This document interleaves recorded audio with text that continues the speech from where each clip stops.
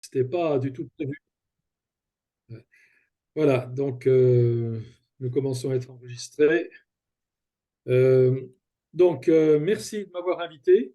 Donc, je suis le pasteur Christian Seth, je suis pasteur d'origine, hein, j'ai une formation de pasteur et actuellement président de la communauté des églises protestantes francophones. Alors, pendant des années, j'étais pasteur et même j'ai pris des fonctions institutionnelles puisque j'ai été secrétaire général de la Fédération protestante de France.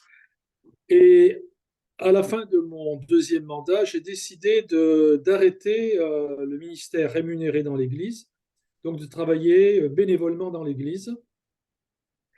Et j'ai travaillé en entreprise pour gagner ma vie. Et puis, bénévolement, je prêchais, j'ai organisé le synode de l'Église réformée, enfin, j'ai fait différentes choses, quoi. Donc, pendant plusieurs années, j'étais formateur et consultant en entreprise.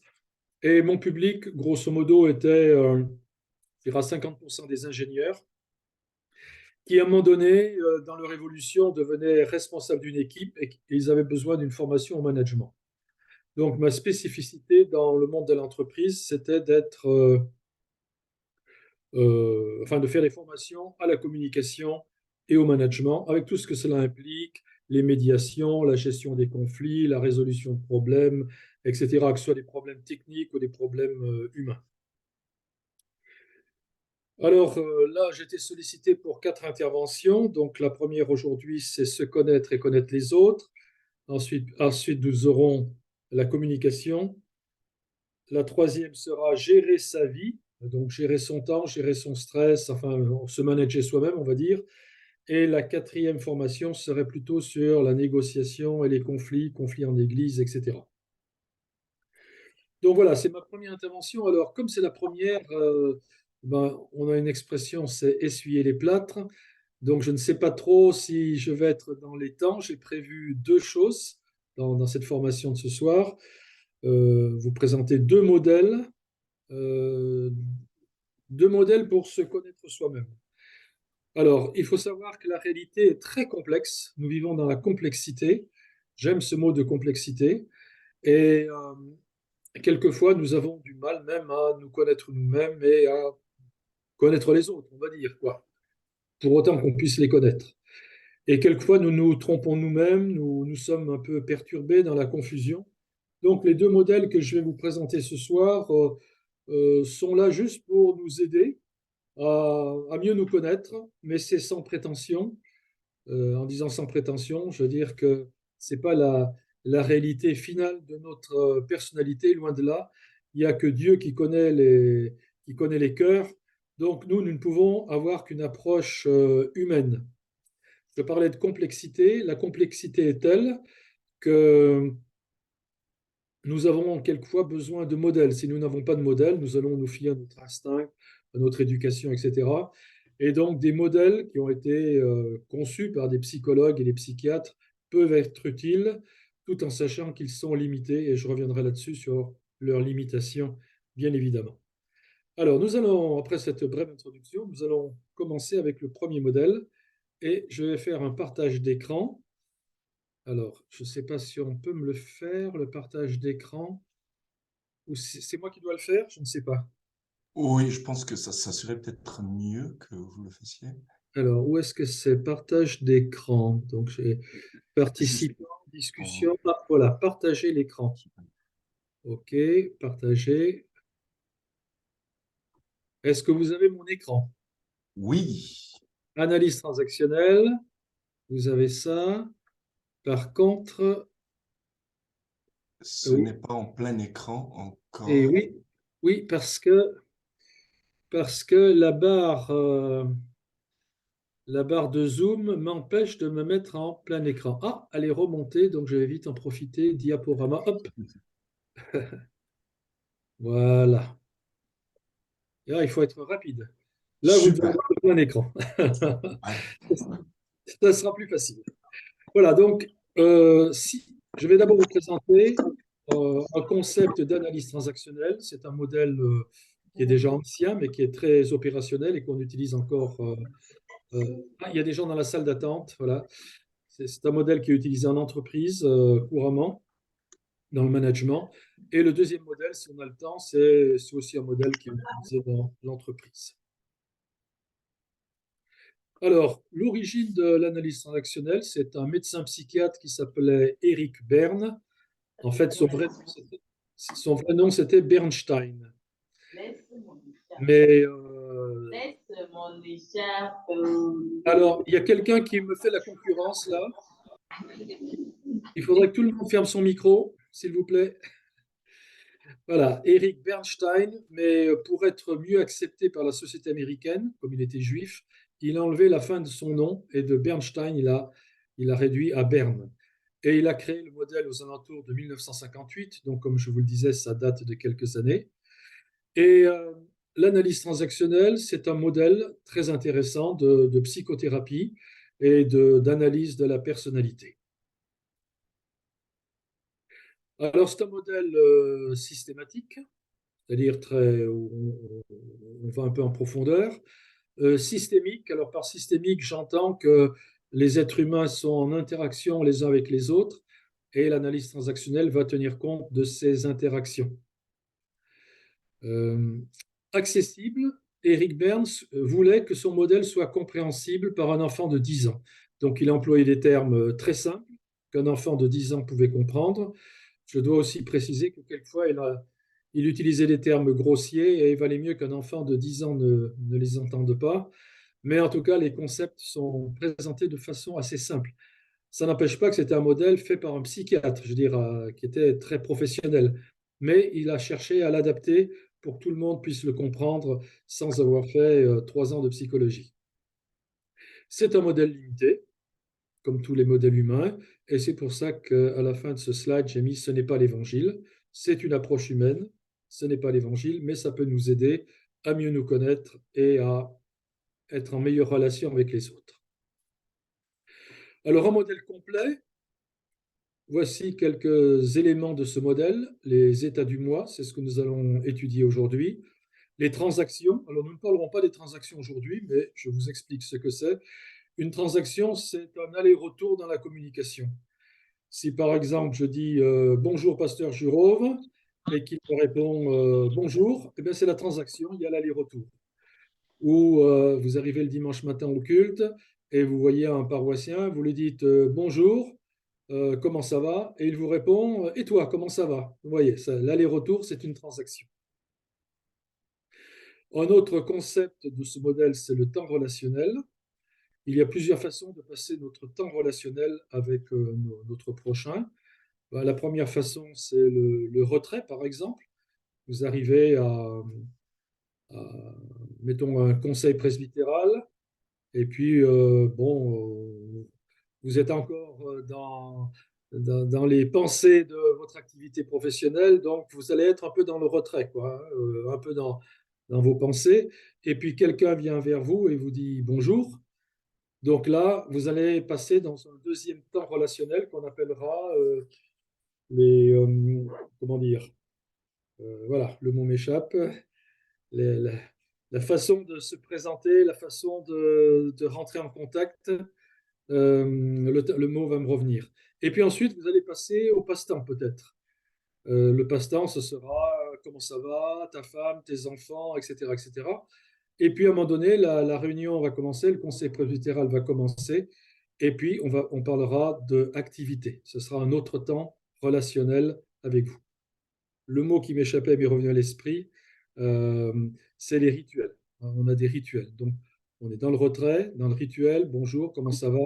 Dans le passe-temps, on prend des nouvelles, on parle de choses et d'autres, de la dernière voiture qu'on a achetée.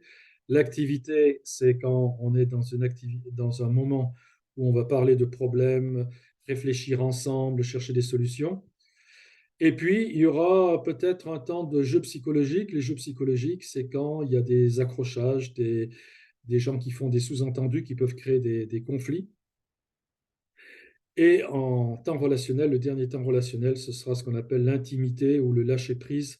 C'est au moment où on est parfaitement authentique. Ça peut se passer, par exemple, dans un moment de prière où là, on n'a pas envie de garder un masque, mais on s'ouvre à Dieu et aussi on s'ouvre aux autres en disant, Seigneur, je viens à toi, aide-moi à résoudre ce problème, aide-moi pour avoir mon visa, aide-moi, etc. Mais on est tout à fait transparent par rapport aux autres. on n'a pas de masque, on est tout à fait authentique. Donc voilà, ça fait partie du modèle de l'analyse transactionnelle et des choses que l'on va étudier. Il y a aussi les drivers. Les drivers, ce sont des messages inconscients qui nous poussent à, à faire plaisir aux autres, par exemple, ou à toujours être dans l'urgence, alors que ça ne se justifie pas. Voilà. Et enfin, un autre concept de l'analyse transactionnelle, c'est les scénarios, et surtout les scénarios d'échec. Comment nous répétons quelquefois durant toute notre vie les, les mêmes erreurs, quoi. J'ai connu des chrétiens qui constamment répétaient avaient vraiment un scénario d'échec et retombaient toujours dans les mêmes erreurs année après année. Et on se demandait comment ils faisaient, mais eux-mêmes ne s'en rendaient pas compte. Ils répétaient les mêmes erreurs année après année et créaient les mêmes problèmes année après année. Quel que soit le pasteur, quelle que soit l'église, ils pouvaient déménager, mais ils répétaient toujours ces mêmes scénarios d'échec. Alors aujourd'hui, nous allons nous contenter des états du moi. Et pour ceux qui parmi nous ont fait la psychanalyse, vous verrez que Eric Berne était très influencé par la psychanalyse. En psychanalyse, on dit qu'il y a le moi, et puis il y a le surmoi, une instance qui est au-dessus de nous et qui nous donne des contraintes, et puis le ça, qui est le domaine des pulsions. Mais je n'en dis pas plus. Ceux qui ont fait la psychanalyse comprennent, et puis les autres, on ne va pas perdre du temps à expliquer cela, puisque ce ne sera pas utile pour la suite maintenant.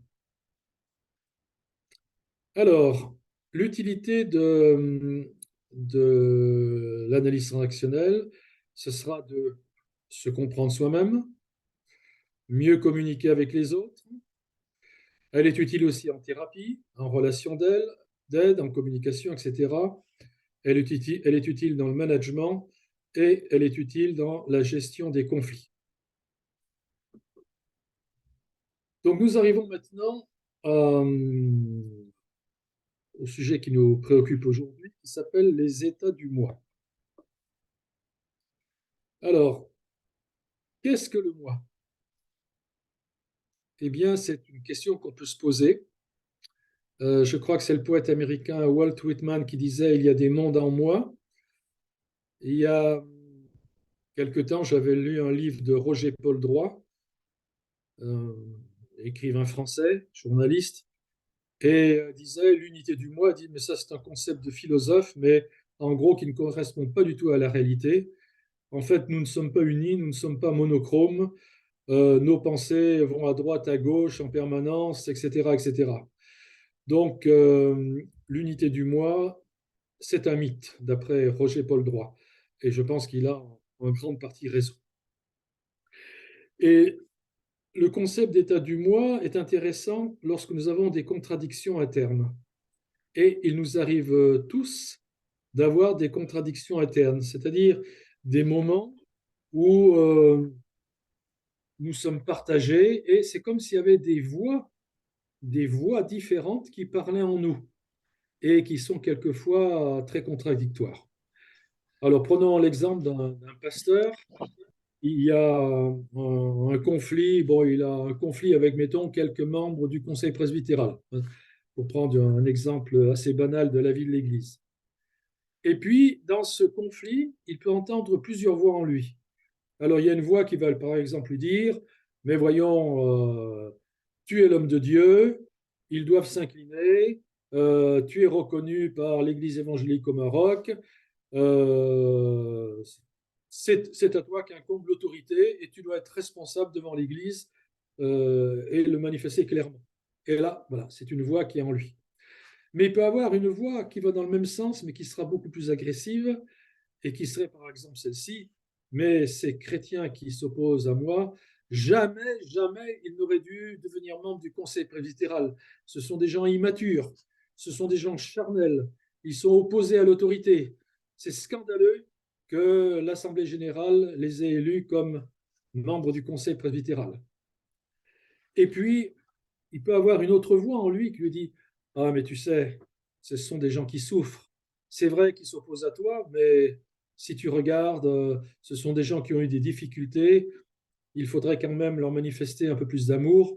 Ça ne sert à rien de taper sur la table. C'est pas comme ça que tu vas arranger la situation. Donc, essaye de voir comment tu pourrais les aider. Et puis, il peut avoir une voix qui lui dit, oh là là là là là là, mais ça va pas, ça va pas, je suis vraiment mal, ça me fait souffrir. Je souhaite vraiment qu'il y ait l'harmonie dans ce conseil. Je ne comprends pas pourquoi on a pu en arriver là et comment. Je ne l'ai pas vu venir ce problème. Vraiment, je ne sais pas ce qui s'est passé. Il peut même entendre une voix qui lui dirait je suis nul, je suis un mauvais pasteur. Enfin, tu es un mauvais pasteur, tu n'y arrives pas, tu n'as pas su les prendre, tu aurais dû écouter les conseils des autres, tu aurais dû voir venir les choses. Il peut aussi avoir une voix qui lui dirait, bon, là c'est difficile à résoudre, il faut que je vois avec la commission des ministères si quelqu'un pourrait m'aider. Et vous voyez, là j'ai développé plusieurs voix qui sont possibles chez la même personne, et ces voix parlent les unes après les autres. Quelquefois, il y en a une qui peut prendre le dessus pendant 1 heure, une autre prendra le dessus pendant 5 minutes, mais notre pauvre pasteur, il est là et il ne sait pas quoi faire. Alors bien sûr, quelqu'un va lui dire, mais mon frère, tourne-toi vers la Bible. Il y a toutes les réponses dans la Bible. Et là, alors, il va aggraver son cas parce que il va ouvrir sa Bible et tomber sur le Sermon sur la montagne. Il dit, ah ben, si on veut prendre ma tunique, si on veut prendre mon manteau, il faut que je donne aussi ma tunique. Et puis, en ouvrant sa Bible dans l'Ancien Testament, il va tomber sur Moïse qui s'oppose à Dathan et Abiram, etc. Et là, il va dire, oh là là, il faut que je reprenne mon autorité. Et puis ensuite, il va tomber sur le verset, soumettez-vous les uns aux autres, bon, etc., etc. Vous voyez que quand on est dans des conflits internes, même la Bible peut devenir une source de trouble parce que, il y a tellement de passages différents et de versets différents dans la Bible que notre pauvre pasteur est en grosse difficulté. Alors, l'analyse transactionnelle, qui n'est qu'un modèle, je vous l'ai dit, va nous aider à, comment dire, à cibler ces voies, à comprendre d'où elles viennent, pourquoi elles sont là, et elle va nous apprendre aussi à gérer ces voies qui sont en nous, à gérer toutes ces impressions qui sont là, et à clarifier un peu les choses. Et l'analyse transactionnelle va dire que notre moi est composé de 3 instances qu'on appelle des états du moi. Autrement dit, il n'y a pas un moi homogène, monochrome, etc. Mais il y a différentes instances en nous, et ces différentes instances, eh bien, prennent leur place à tour de rôle. Il ne peut y avoir qu'une seule instance aux commandes dans ma vie, c'est soit le parent, soit l'adulte, soit l'enfant. Alors, le parent, l'adulte, l'enfant, eh bien, on va prendre le dernier de la liste, l'enfant. L'enfant, c'est le domaine du senti et du ressenti. C'est le premier état de moi qui se développe en nous lorsque nous sommes enfants, lorsque nous sommes des petits bébés. Notre relation au monde, quand nous sommes des petits bébés, ce n'est pas la réflexion, nous sommes incapables de réfléchir. Nous n'avons rien appris de la vie, mais le petit bébé, il ressent des choses, il ressent l'amour de sa maman, il ressent une douleur dans l'estomac lorsqu'il a faim, il peut ressentir le froid. Donc l'enfant, la partie enfant en nous, ce sera le domaine du senti et du ressenti. Alors, c'est une partie qui est là en nous comme première instance, mais qui va rester en nous toute sa vie. Prenons l'exemple du président Chirac. Il assistait à la Coupe du Monde de 98. Un match est battu, le ballon est entré dans la cage adverse et il se lève et il fait la hola avec les milliers de spectateurs qui sont là. On dit, l'enfant, cet enfant que j'étais, il est toujours là en moi durant toute ma vie. C'est tout ce qui sera du domaine de la spontanéité, de la joie, des émotions, etc. Donc tout ce qui est du domaine du senti, du ressenti, tout ce qui est spontané, etc. La deuxième instance qui va se développer en nous, ce sera l'adulte. Et très rapidement, le petit enfant va analyser ce qui se passe autour de lui.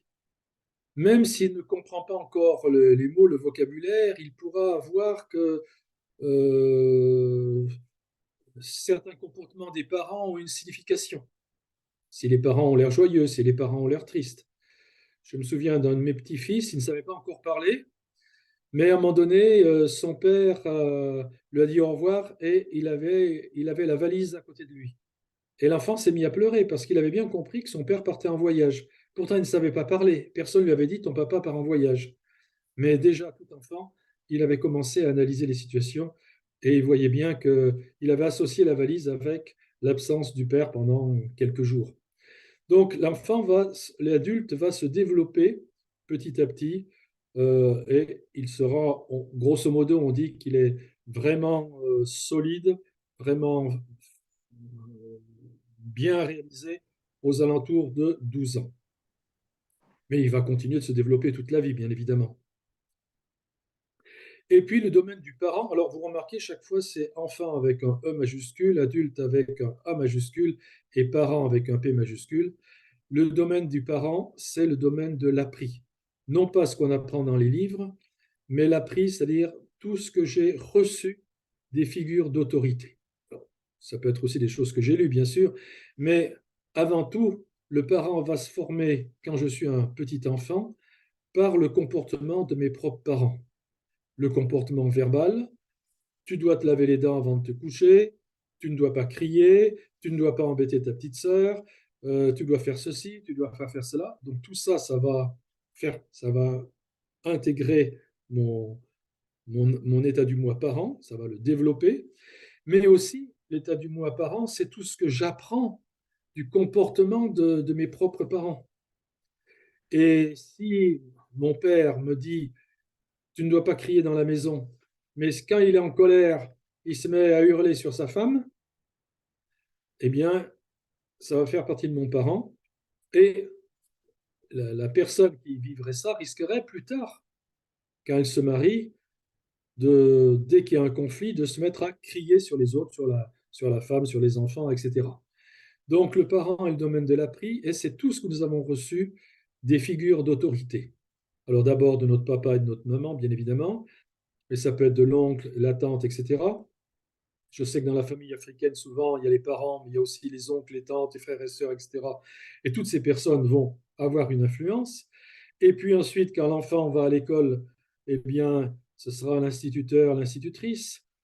Quand il va à l'église, ce sera l'influence de moniteur à l'école du dimanche, la monitrice, etc. Et puis l'influence du pasteur. Donc, sans que nous en rendions compte, nous avons trois instances en nous. Une instance composée de nos émotions, de nos sensations, de nos sentiments qu'on appelle l'enfant. Une instance qui est due à notre propre réflexion sur la vie. Et une instance qui est tout ce que nous avons reçu des autres et que nous recevons encore parce que le parent peut se développer lui aussi pendant toute la vie.